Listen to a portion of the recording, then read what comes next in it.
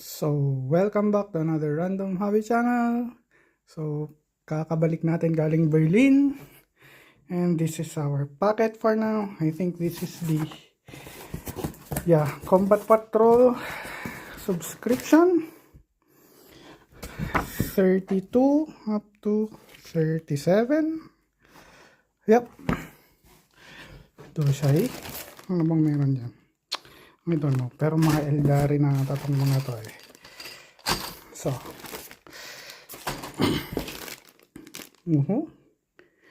may page din tayo. Nice. Paintbrush, medyo okay siya compare sa mga nabibiling chip. And I think this is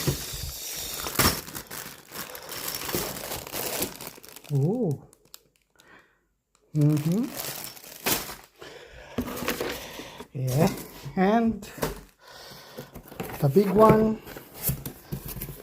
from Fantasyville. First time I ordered there. I think this is the Kill Team box. Very nice.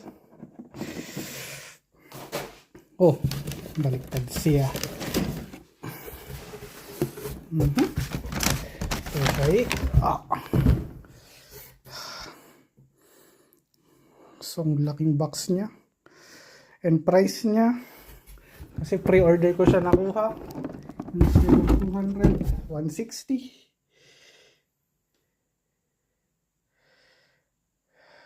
Yeah. At least di na natin kailangan bumili ng Levi's dress.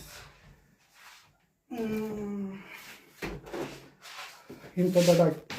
I don't know. Something Into the Dark. So, eto siya compare sa Typhon. Mas malaki. Mas malapad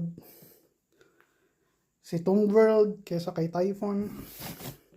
And I think mas makapal ang box niya kasi ito may mga damage from the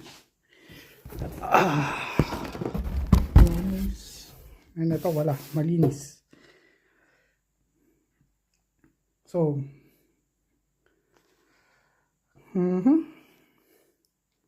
mamaya unboxing tayo both Typhon and Tomb World. At least my last big hauls this year. Next year lalabas yung